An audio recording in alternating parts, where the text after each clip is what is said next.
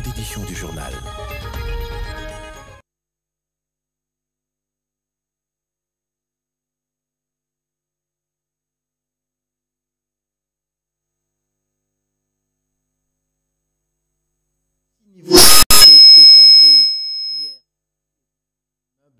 A été démoli cet après-midi par le service compétent. L'hôtel de ville de Kinshasa dit ne pas être concerné par la délivrance des autorisations de bâtir.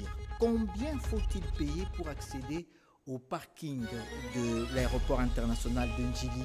La réponse dans ce journal avec les précisions de la Direction générale de la Régie des voies aériennes. Une fois de plus, mesdames et messieurs, bonsoir. Finalement, l'immeuble de 6 niveaux qui s'était penché comme la tour de Pise a été démoli par l'hôtel de ville de Kinshasa. L'autorité urbaine dit ne pas être concernée par les autorisations de bâtir.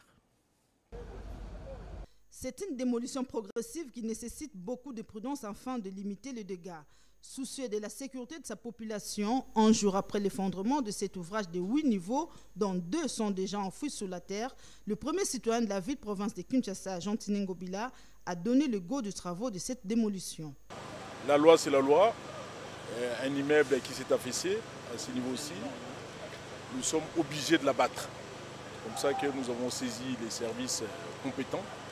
Nous avons aussi demandé à notre partenaire AED, nous lui avons chargé de faire la démolition de ces bâtiments qui s'est affaissé depuis hier. Pour prévenir les dangers et éviter des cas d'effondrement des immeubles à répétition, le gouverneur de la ville-province de Kinshasa appelle les services attitrés à mettre du sérieux dans le traitement des dossiers avant l'octroi d'autorisation. Les services concernés pour délivrer les permis de construire, ils ont l'obligation de faire le suivi des actes qui sont en train de poser. Au niveau de la ville, nous sommes limités à donner des autorisations de bâtir pour des immeubles qui ne dépassent pas plus d'un niveau. Donc rez-de-chaussée plus un niveau, on ne peut pas. Alors ce bâtiment ici, c'était un bâtiment de rez-de-chaussée plus 7 niveaux. Ces travaux de démolition sont exécutés par l'entreprise Aron Sefou, qui est une entreprise de construction de bâtiments et des travaux publics spécialisée en infrastructures de grands travaux. Cette destruction démarre par un système manuel. Les autres engins vont intervenir une fois la partie supérieure est totalement rasée, afin de limiter les dégâts. Des ponts-clés, des grilles, des pelles chargeuses et autres engins nécessaires seront également utilisés. L'effondrement de cet immeuble relance le débat sur les constructions anarchiques dans les principales villes du pays. Tout récemment, un immeuble s'est effondré au bord du lac Kivu à Bukavu. Renette Koulonga a approché un architecte qui a proposé de pistes de solutions pour éviter les constructions anarchiques et leur impact sur le plan de l'environnement. Les bâtiments qui ne respectent pas les normes urbanistiques dans la ville-province Kinshasa ont des facteurs dysfonctionnels qui expliquent même les constructions anarchiques et ses conséquences. Il y a des gens qui se sont d'ailleurs permis à prendre en otage une avenue. Alors les conséquences en sont vraiment beaucoup. On voit des inondations parce qu'il y a des gens qui construisent, qui prennent en otage des avenues. On voit des inondations.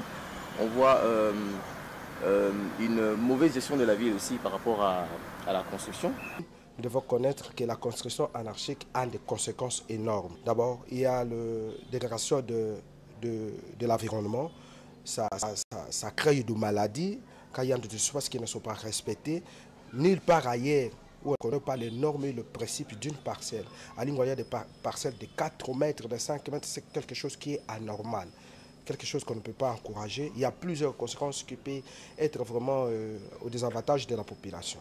Quelles mesures à prendre pour lutter contre l'inexpertise et aux failles techniques des ingénieurs qui ignorent les normes? L'architecte Béni Bobo nous propose ici des pistes de solutions. Il faudrait que notre gouvernement puisse penser. Et la manière de penser, c'est de suivre de près l'exécution des travaux. C'est ce qui donne de la valeur aussi. C'est vraiment ça, c'est la seule solution à faire. La part des bailleurs, je demanderais à ce qu'ils le donnent à des personnes compétentes, des bons marchés qui vont leur offrir de bons plans, une bonne exécution parce que ça fait partie du travail de l'architecte. La vie humaine n'a pas de prions, mieux vaut prévenir que guérir, dit-on. Et puis un vent violent a soufflé à Kinshasa et a occasionné d'importants dégâts matériels, surtout à Kimwenza, dans la partie ouest de Kinshasa. Les toitures du célèbre lycée de filles de Kimwenza ont été emportées. Il en est de même des toitures d'une partie de l'université Loyola et de la paroisse catholique Sainte-Marie où s'est rendu Rodé Panda. C'est une première pour la décennie, un vent impétueux qui a soufflé sur les quartiers Kimwenza, mission à entraîner d'énormes dégâts matériels. Ces vents de nature irréguliers aux allures d'un ouragan étaient associés à une pluie d'une durée de 30 minutes seulement. Sur son passage, il a déraciné deux arbres et menacé l'écosystème forestier de l'université Loyola du Congo, jusqu'à emporter de toitures tout entière. Les encablures de la faculté des sciences agronomiques et vétérinaires ne pouvaient plus fonctionner. À partir de cette journée de mardi, il y a eu arrêt de production de œufs de poule. Selon le révérend père professeur Willy Moka, le dégât est énorme. Donc la pluie a causé beaucoup de dégâts ici au niveau de Kimwenza et nous ne savons que faire de ces enfants. Donc nous lançons un cri d'alarme pour que les gens de bonne volonté puissent assister. Et vous savez, nous donnons l'éducation et nous formons la jeunesse de demain. Et pour que ces jeunes soient bien formés, il faut que les cadres soient propices. Et malheureusement, nous voyons dans quel état se trouvent nos bâtiments aujourd'hui. Le couvent des sœurs et le lycée Kimwenza, en passant par les Homes Binti des étudiants, la paroisse Sainte-Marie de Kimwenza, et plus de 4 écoles primaires, dont les collèges Kimwenza, ont aussi été touchés. Cette catastrophe naturelle a perturbé non seulement le bon déroulement du programme des enseignements de cette semaine, mais aussi elle a mis la vie des lycéennes et étudiants en situation de détresse. La toiture de nos 5 dortoirs sont détruites. Et les panneaux solaires, même les câbles. On ne sait pas quoi faire face à cette situation. Les gouvernements, je ne sais pas s'ils suivent ça, parce que c'est une grande école, s'ils peuvent nous aider. Les secours ou assistances du gouvernement et des personnes de bonne volonté, ainsi que la mobilisation des anciens de ces institutions d'enseignement endommagées est plus qu'une urgence. Oui, cette catastrophe naturelle, justement, a provoqué un arrêt de travaux au niveau de l'usine de traitement d'eau potable de la Lukaya. Conséquence, plusieurs quartiers de la ville de Kinshasa seront sans eau à partir donc de ce lundi.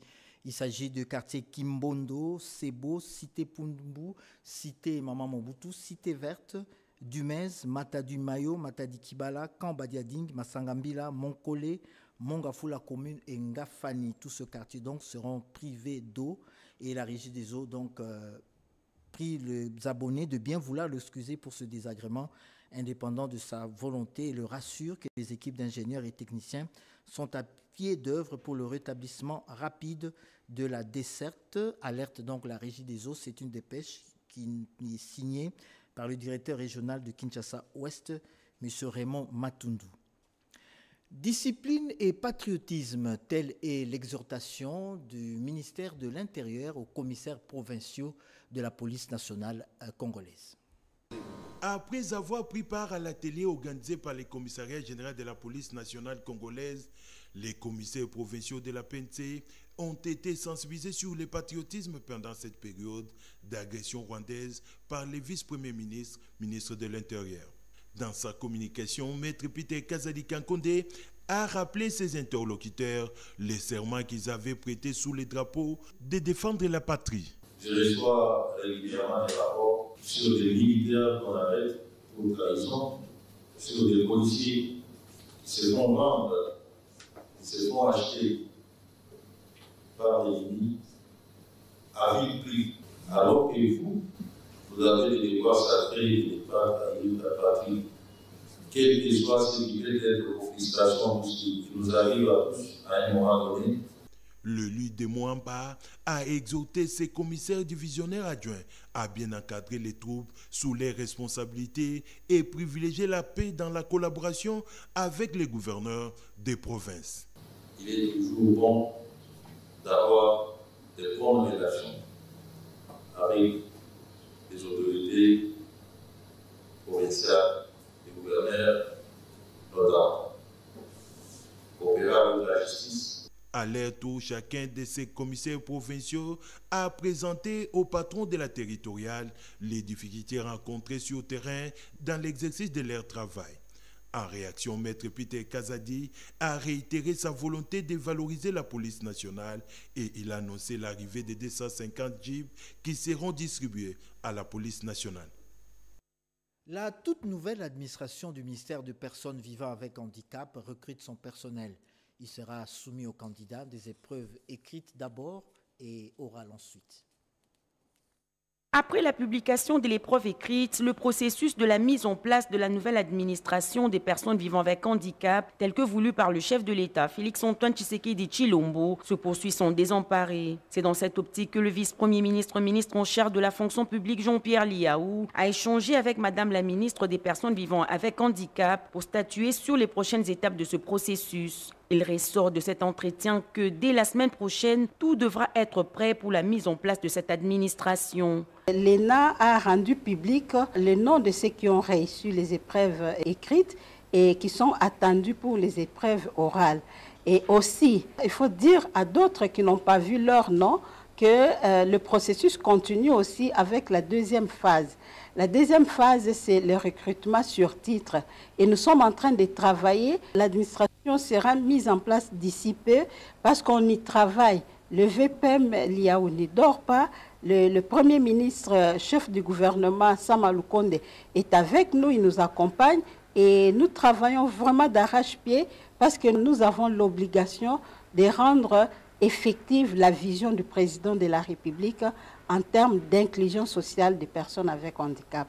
La nouvelle administration du ministère des Personnes vivant avec handicap est une réponse du chef de l'État pour la lutte contre toute forme de discrimination. Son fonctionnement va favoriser la mise en place d'un cadre normatif devant réglementer et protéger les personnes vivant avec handicap au sein de la société congolaise. À la Cour constitutionnelle, les députés provinciaux du Haut-Katanga ont déposé leur règlement intérieur au président de cette Cour. Après son adoption par la plénière, le projet de règlement intérieur de l'Assemblée provinciale du Haut-Katanga est désormais à la Cour constitutionnelle. Une délégation des élus provinciaux du Haut-Katanga est en mission officielle à Kinshasa, la capitale, pour déposer le projet de règlement intérieur amendé à la Cour constitutionnelle. Question de vérifier la conformité de ces documents par rapport à la Constitution de la République démocratique du Congo. La Constitution confie au bureau provisoire 3 missions. Donc cette mission, c'est une mission parmi tant d'autres. Celle qui a consisté à élaborer les règlements qui s'adaptent aux réalités de l'heure. Nous devons nous assurer que ces dispositions légales sont conformes à la Constitution et aux lois du pays. C'est comme ça que nous sommes venus à la Cour constitutionnelle pour solliciter cet avis de conformité à la Constitution de notre nouveau règlement de l'Assemblée provinciale du Haut-Katanga. Nous avons un récépissé qui vient de nous être livré, qui prouve que nous venons de déposer et nous avons en quelque sorte la gazette de réception. Conduite par le premier secrétaire du bureau d'âge de cet organe délibérant, cette délégation est composée des 4 députés provinciaux et du coordonnateur du bureau d'études de l'Assemblée provinciale du Haut-Katanga. Au Conseil d'État, le greffier en chef porte à la connaissance du public que la section du contentieux siégeant en matière de contentieux électoral en appellera à son audience publique de demain mercredi 20 mars les affaires ci-après. En cause, le regroupement politique Alliance de mouvements de solidarité pour le changement, AMSC en sigle, et le parti politique Alliance pour l'alternance démocratique et alliée, AAD en sigle, Kambale Nzungu Daniel, circonscription électorale du Nord Kivu. En cause également le regroupement politique des alliances de Congolais progressistes et alliés, ACPA en sigle, et le regroupement politique Action des alliés pour l'essor du Congo, AAC, circonscription électorale de Kiri dans le Maïndombe. À l'UDPS, pendant ces temps, les concertations se poursuivent. Ce matin, le secrétaire général s'est entretenu avec les notables de la Tchopo. Ils se sont mobilisés comme un seul homme pour témoigner leur soutien défectible au président de la République Félix-Antoine Tshisekedi Tshilombo et son émissaire politique, honorable Augustin Kabouya. Ces ressortissants des 4 provinces qui composent la Grande Orientale, à savoir Chopo, Ituri, Bazouélé et Otouélé, membres de l'IDPS, ont tenu également à remercier les chefs de l'État pour la désignation de leur secrétaire général comme informateur. Ce choix est dû au fait que Monsieur le secrétaire général est un rassembleur, un grand mobilisateur, un pacificateur. En sa qualité de coordonnateur de cette structure, Barou Limbaya a plaidé pour que les filles et fils de la Grande Orientale soient aussi représentés dans le futur gouvernement. Nous, grandes provinces orientales de l'UDPS, vous prions de ne pas nous oublier lors des différentes mises en place dans les gouvernements, dans les entreprises publiques et autres institutions étatiques. En réaction, le député national Augustin Kabouya a exhorté l'assistance à soutenir les chefs de l'État dans ses efforts de ramener la paix dans l'Est de notre pays. Mobilisons-nous comme un seul homme pour défendre notre pays. Il n'y en a pas deux. Mettons de côté nos appartenances. Parlons tous un même langage. Arrangeons-nous derrière les chefs de l'État. Vous avez le droit de s'approprier Félix Tshisekedi comme votre fils, comme votre père. Vous avez ces droits-là. Vous avez voté pour lui. Il est pour la province orientale. Le secrétaire général de l'IDPS a recommandé aussi aux Congolais de lire le livre de Charles Onana intitulé Holocauste au Congo. Combien faut-il payer pour accéder au parking de l'aéroport international de Ndjili? La question a alimenté le débat au sein de l'opinion à la suite d'un communiqué attribué à la RVA faisant état des prix d'accès au parking. La régie des voies aériennes est formelle. Il n'y a pas eu de création de nouvelles décisions tarifaires pour accéder au parking de l'aéroport. Le directeur général, Léonard Ngomambaki, a fixé l'opinion au travers d'une conférence de presse à laquelle a assisté Paulette Lomba. Présumée hausse de tarification de la taxe de parking dans les installations de la RVA à l'aéroport international d'Ndjili. Ces rumeurs alimentées dans les réseaux ne sont que de fake news. Informé de la situation du 15 au 17 mars dernier, le directeur général de la RVA-SA, Léonard Ngomambaki, est descendu sur terrain pour enquête. Il recadre les choses à travers un point de presse sur place à la tour de contrôle pour éclairer l'opinion. Création de nouvelles décisions tarifaires pour les parkings officiels et VIP de l'aéroport international d'Ndjili. La redevance d'accès au parking est une redevance qui existe partout au monde. Le droit d'accès au parking VIP et officiel est de $12 hors taxe. À cela s'ajoute la taxe sur la valeur ajoutée TVA de 16%, soit $12 fois 16%, ce qui nous donne $13,92 qui est arrondi et reversé en banque.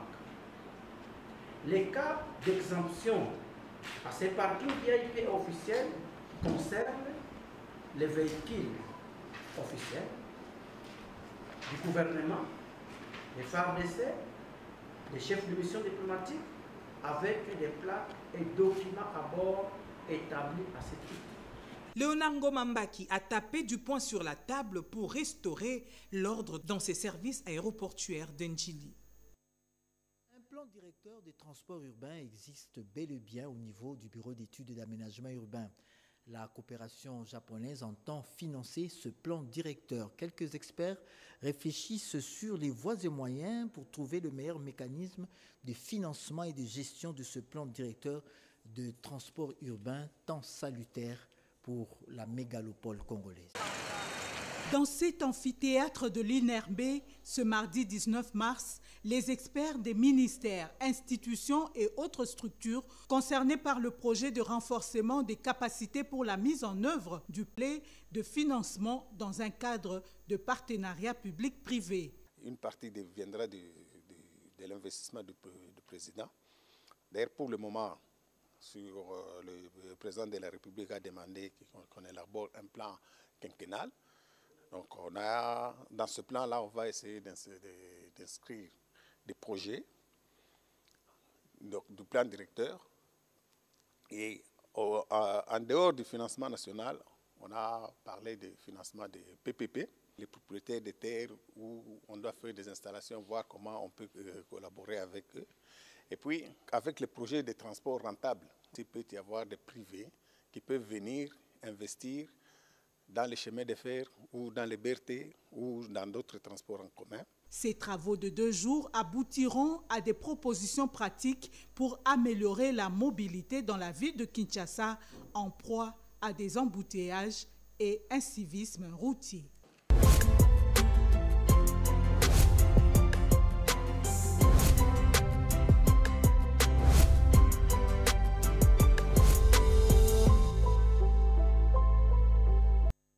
À la faveur du mois de mars, plusieurs associations féminines s'élancent dans la dénonciation des actes de viol et de violence. Je m'appelle Dounia. Un soir, les miliciens sont entrés dans notre village. Mon fils aîné de 13 ans, terrifié, a tenté de s'échapper, mais il a été vite rattrapé et traîné de force dehors. Je le vois encore lutter, crier mon nom, en vain. Alors que nos regards se croisent, on lui tire une balle dans la tête. Et là, mon cœur se brise et mon monde s'arrête complètement. Ils ont, ce soir-là, exterminé toute ma famille. Je suis aujourd'hui la seule survivante. Je réclame justice pour tous les miens.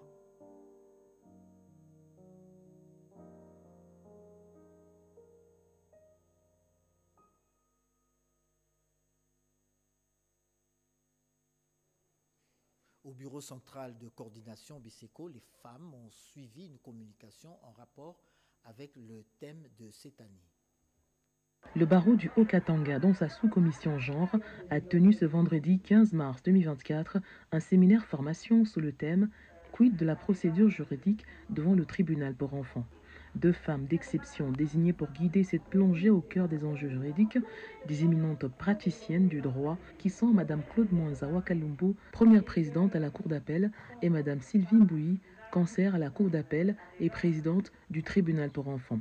Dans son intervention, Claude Mwanza Wakalumbu, ardente défenseuse des droits de l'enfant, a mis en lumière l'impérieuse nécessité d'assurer l'effectivité et l'efficacité du corpus juridique encadrant la protection de l'enfant en République démocratique du Congo. Elle a dévoilé les 5 piliers fondamentaux de cette protection sacrée, de la protection ordinaire à la surveillance contre toute forme de violence infligée aux plus vulnérables, en passant par les garde-fous spéciaux et exceptionnels jusqu'à l'impérieuse protection pénale.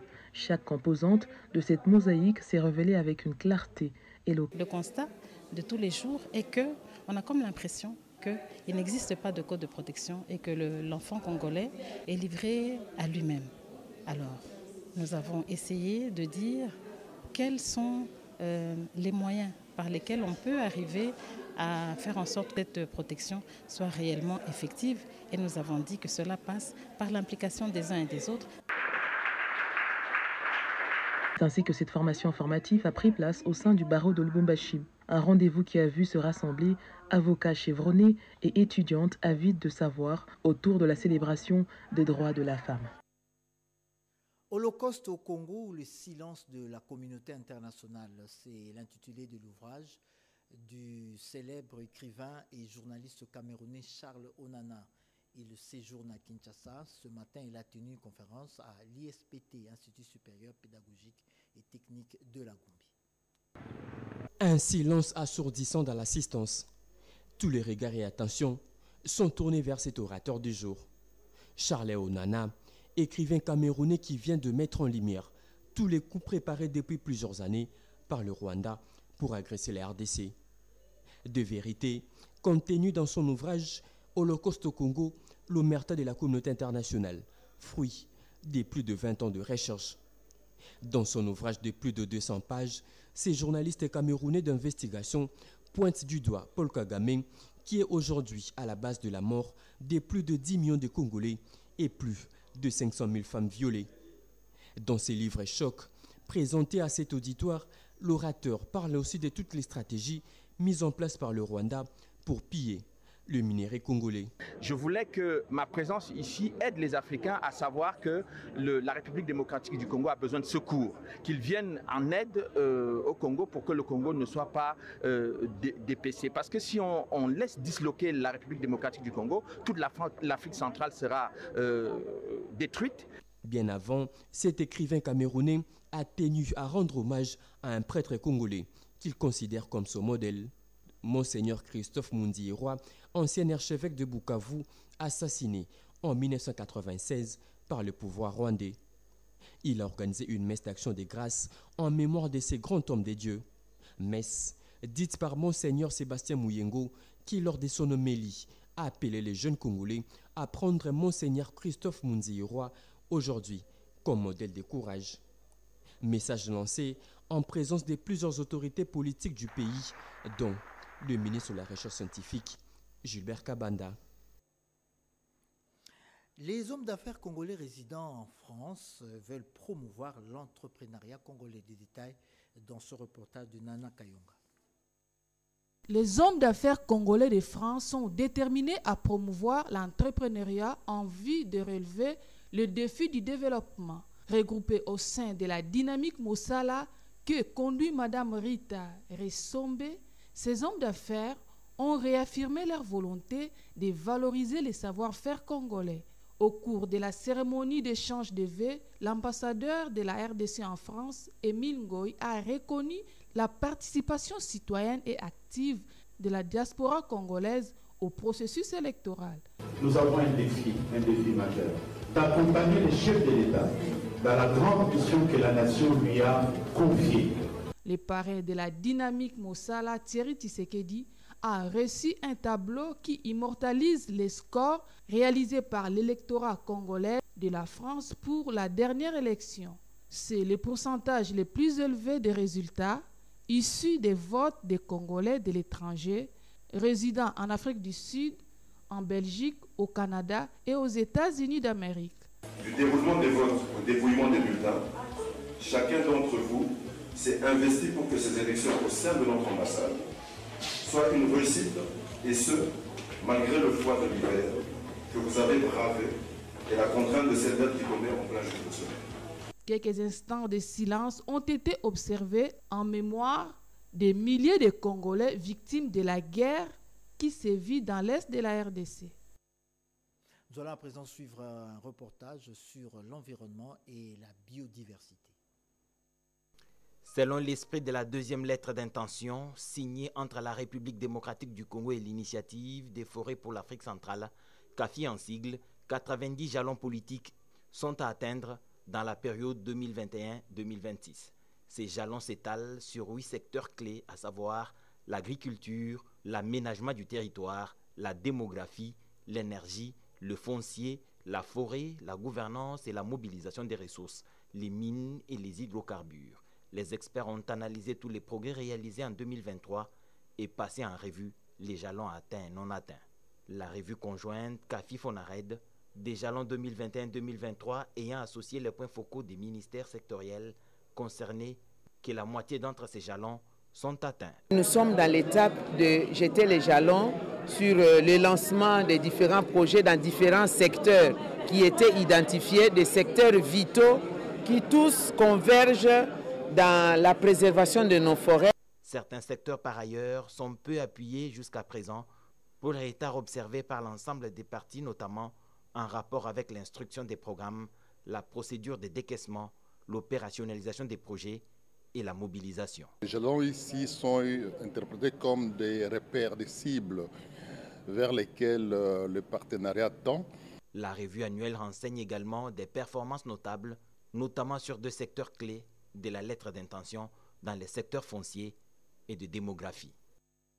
La journée des entreprises a été célébrée sur le campus de l'Université catholique du Congo. Les étudiants en économie ont suivi les enseignements en rapport avec cette journée et surtout l'expérience professionnelle d'un gestionnaire. Il s'agit du directeur de l'autorité de régulation de la sous-traitance. Permettre aux étudiants, futurs entrepreneurs, de prendre connaissance de différents concepts et questions relatives à l'exercice du petit commerce et commerce de détail en RDC, tel était l'objectif de cette journée des entreprises ici, à l'Université catholique au Congo. Les sous-traitants, on les prend à l'extérieur. Les contrats, on signe à l'extérieur. Mais la livraison, on livre au pays. Ça veut dire, c'est comme ça que l'argent de la chaîne de valeur n'a pas profité au PME congolais. Michel Maswampi, qui représente l'ANAPI, a parlé de l'amélioration des climats des affaires.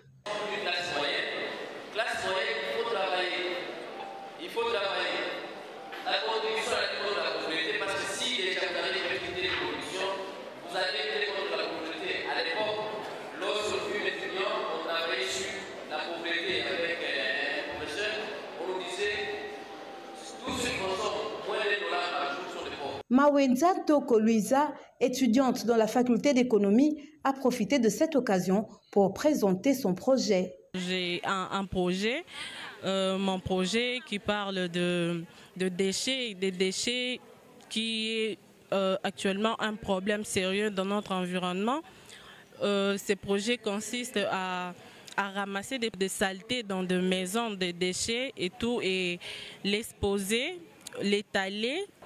l'étaler sous le soleil, ramasser les déchets plastiques pour les recycler.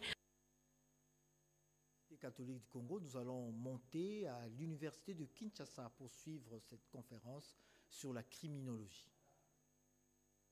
La perception des dynamiques des interactions des électeurs sur les élus de Kinshasa en RDC, processus de légitimation, cette problématique a servi d'une dissertation présentée par son auteur, le député national Eliezer Ntambo-Poshi, lors d'une séance académique tenue à l'école de criminologie de l'université de Kinshasa. Devant le jury, avec sérénité, le récipiendaire a évoqué ce qu'il considère comme situation, problème ressenti après les élections de 2018. Dans une approche qualitative avec un guide d'entretien, l'auteur a démontré noir sur blanc que ce travail relève bel et bien de la criminologie. Mention la grande distinction, c'est toujours un encouragement de ce début de recherche que nous venons de commencer en ce jour. Des formations, je suis politologue. Les masters que je viens de terminer en criminologie. Je démontrais que dès lors qu'il y a eu une situation problème, donc c'est le début de la criminologie. L'observation que j'ai faite, c'est une tension qui aboutit à des violences, attirer notre curiosité scientifique pour mener les recherches là-dessus. Avec la mention grande distinction, l'élu de Lukunga fait désormais partie de la première promotion des étudiants en criminologie de la colline inspirée. Eliezer Tamboué estime qu'il serait intéressant d'étudier pour la deuxième partie la perception des élus sur les électeurs. Un diplôme de master obtenu avec brio offre à cet élu, homme scientifique, un ticket rassurant pour les études doctorales. Cette étape, à en croire les membres du jury, était un grand défi relevé, celui de partir de la connaissance empirique à la connaissance scientifique. Fin de ce journal, merci infiniment de l'avoir suivi.